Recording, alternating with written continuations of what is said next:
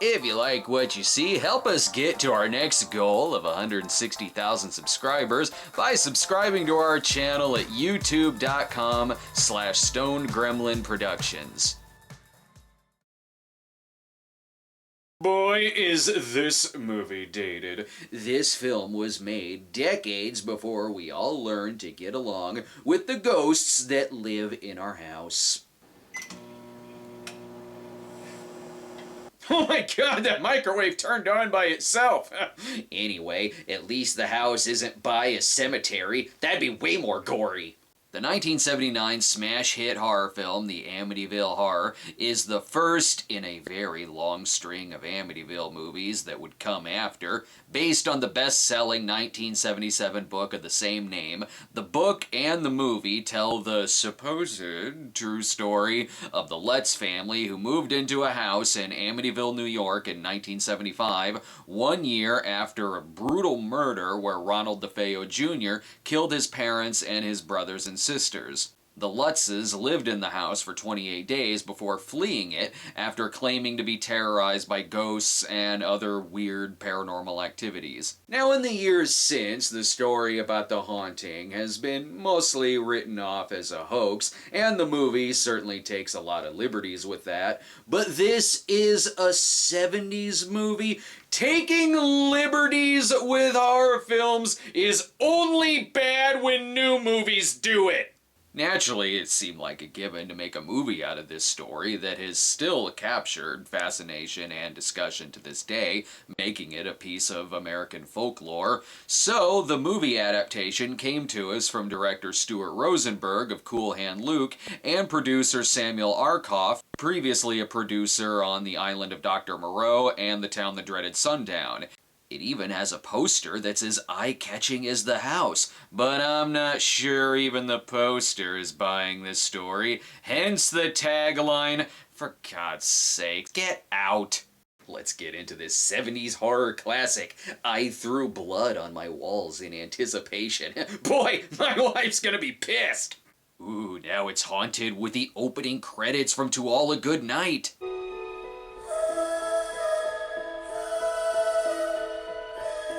And it's jumped ahead in the future to 1989 to take the music from Pet Sematary. It's like what they say, don't buy a house that the sky is bleeding on. None of this craziness would be happening if it were sunny out.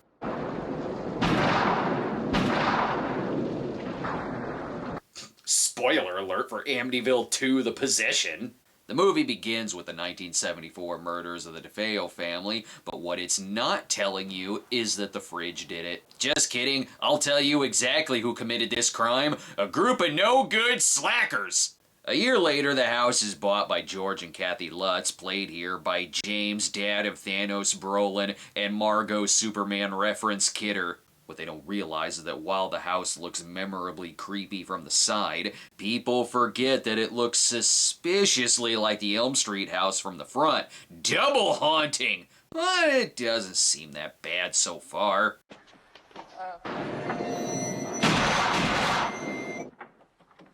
Except the mass murder scene hasn't moved out yet. These eerie windows make it look like they're hanging out in the house's brain.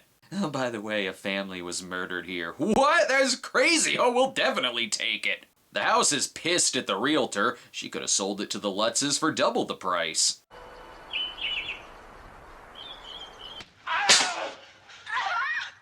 Well, that escalated quickly. Things are already off to a weird start. That dog was a cat before they moved in. Plus, it comes with its own creepy old priest played by Rod Steiger. He just walks right into the house. This place has everything, especially inaccuracies. There's way more than 9 movies in this series. The house traps him in the room to demand that he sign their In the Heat of the Night action figure. Even evil doesn't want him just wandering around the house.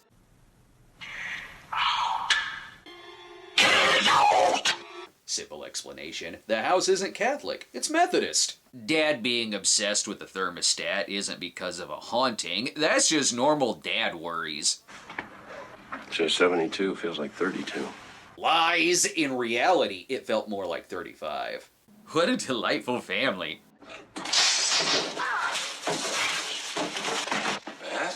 To be fair to the house, it is April Fool's. The windows are the second creepiest set of eyes here. Oh, sure, but when I stand in the doorway and watch women change clothes, the haunted house that I'm in drops a safe on my head.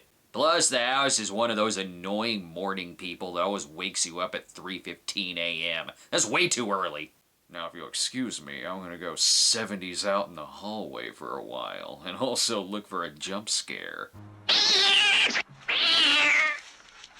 Oh, thanks, Church. Guess I was wrong. The house is by a cemetery. The pet cemetery. The soundtrack should have been a clue on that, I suppose. Now he's really pissed about this house. He loves his sleep. Don't ever do that. You should have known he was moody the second you married Jack Torrance. Everything here is starting to creep them out. Oh! Kids are creepy, bro! Another fact that this movie got wrong, the real house had blue eyes. Gotta love the 70s. This was when even Catholic monks were sporting the Dantana from Vegas look. Clearly, though, he has called it a bad time. The house had way too much movie theater popcorn that night. It's got the Greasies, and not to mention... Matthew, and Gregory, and Harry. Where's your mother, dear? The house is skipping The Conjuring and going straight into The Nun. Even when nuns are happy, they're still scary in horror films.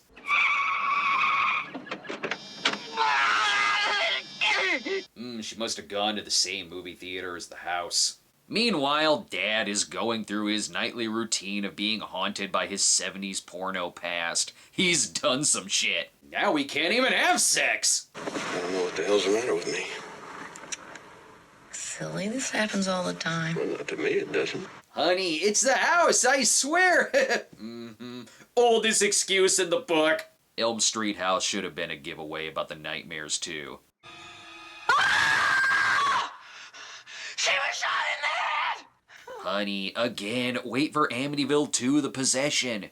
At least Father O'Irish heads back to the house because he's finally over everyone mistaking him for Carol O'Connor.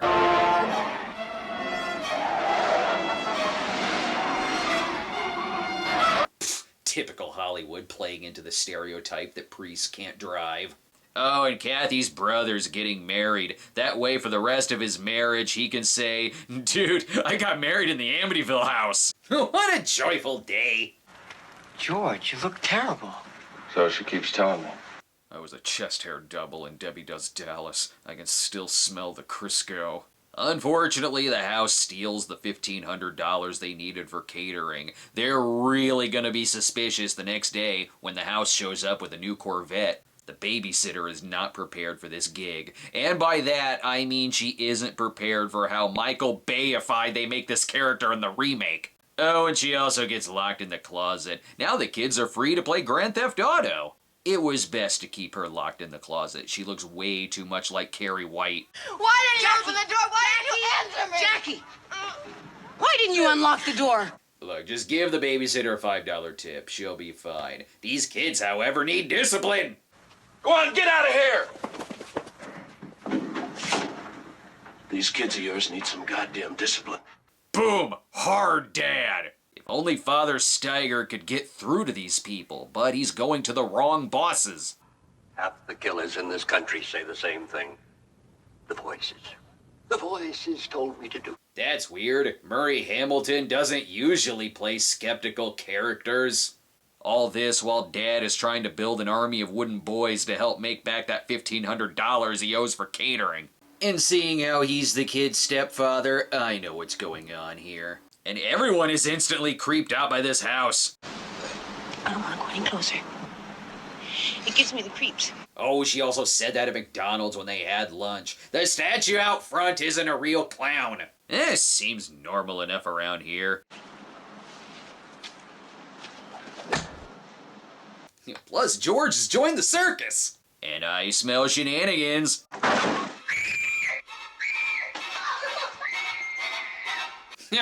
I knew I smelled shenanigans.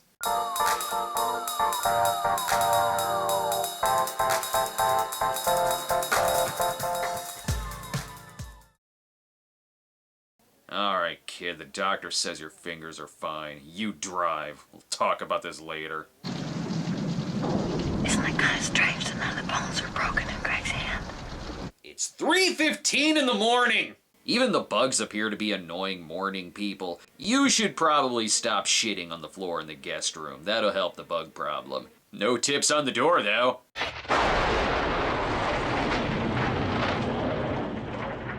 God damn it, Freddy! Gotta figure out some way to blame this on the children. God damn it, don't sneak up on me. He's right to be pissed off. Weird things happening in 70s horror movies always have something to do with the kids. Maybe Lieutenant, there's only one way to pass this audition, can help. Hey boys, you need another crime scene to be ruined by cigar smoke? Not sure this needed the entire squad, but let's start with the hellos.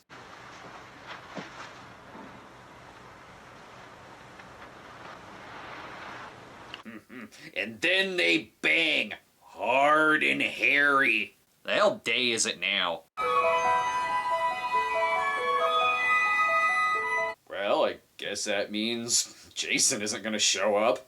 Oh, and the little girl has an imaginary friend named Jody who's telling her to do things. Because of course she does! She says she wants me to live here forever and ever, so we can all play together. Seems legit.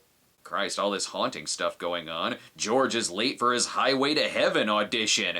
Or just hanging out in a bar. Daddy needs his scotch. I put that music in there because he's in a bar now. Who wouldn't want to get in fights with friends at the bar instead of being in this house? Yes, Jesus loves me, the Bible. And that's not even the creepiest thing that happens.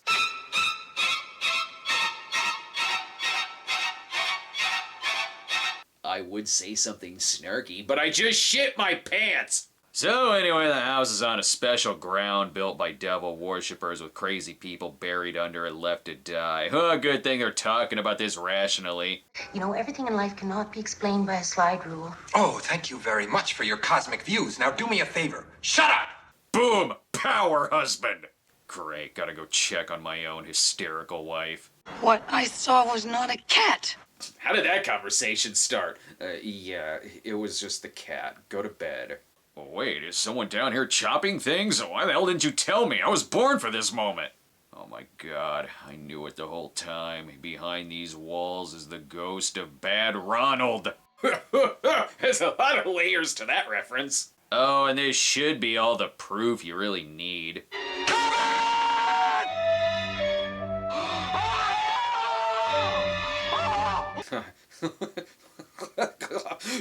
This movie is still pretty scary. Bad news for humans, but good news for me. I finally have a new place to bury my bones. No one's gonna dig them up so long as they're buried in the fiery pits of Hades. Worse yet, the house has been listening to evil rock music. It's on the road to devil worship. I like that the ghosts only venture outside the house just to screw with this guy. Oh, Jesus Christ! He'll be fine. I can't see. I'm blind. It's good that George wants to check the blueprints of the house, but he definitely should have asked for a much smaller version. And those nasty dreams are back.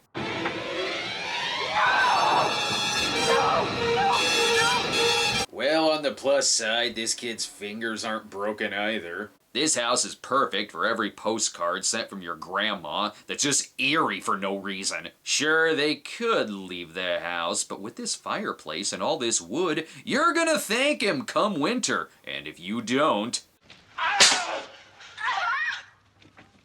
Whew, this whole thing isn't really a haunted house movie. It's more of just a prequel to the Lutz's divorce. They're all safe. They're being watched over by the lieutenant watching kids play basketball and Father Russian spy when they're not distracted by subplots. I brought you some mail. Would you like me to read it? This movie is so full of lies. In reality, the priest was only partially deaf and he was brought a sandwich, not mail. And that's the end of his plot line. Kind of you. Well, I don't really know exactly. And that's the end of his, too. They're all fools. This would take much quicker if they just used the internet. Turns out George looks exactly like Ronald DeFeo Jr. Plus, he was at the Overlook Hotel on July 4th. See? Look how much he looks like Ronald in the prequel movie. Good thing this is the last night. Oh, dang, my bones have taken human form the day I most feared. Plus, they're out of wood to chop. Oh, gotta get out of there.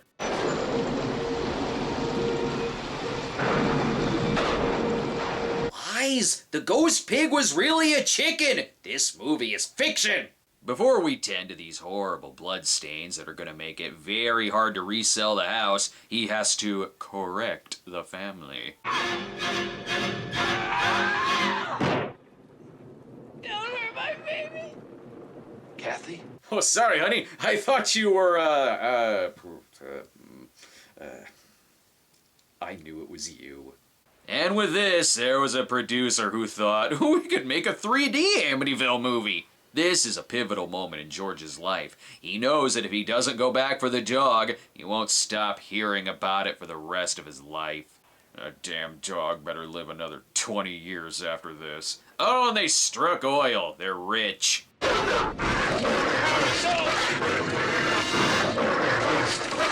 Keep it up, dog, and we'll bury you in the Winchester house.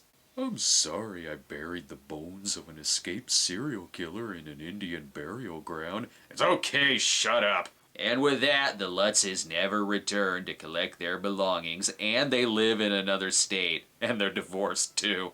So much for Dad's decades-old TV guides he collected. While the Amityville Horror is regarded as a classic horror film of the era, one of the most popular in the haunted house genre, and was a colossal financial hit, many forget that the movie actually got pretty negative reviews. Not just at the time of release, but even contemporary reviews as well are fairly negative. Which means that, as a cinema snob, I also have to hate on that popular thing you like. I mean, sure, the movie features iconic imagery, an Academy Award-nominated score, an intense performance from James Brolin, and with its sound cues, editing, its attention to mood and atmosphere, the movie is still pretty damn scary to this day. But, where was I going with this? Oh yeah, the movie is mostly fiction, so it's terrible! The movie was such a hit that 3 years later we got Amityville 2: The Possession, the first of many sequels, this one actually being a prequel film about the DeFeo family, here renamed the Montellis. While this movie may still be scary, it does prove one thing, which is that living in a haunted house would be awesome! What was that?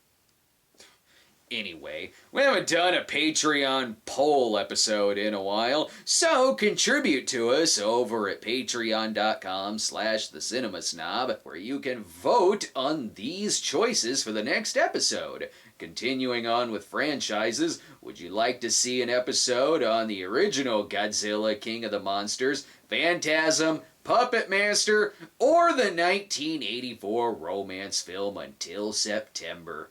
The choice is yours. Even haunted house ghost pigs can vote. Jody doesn't like George.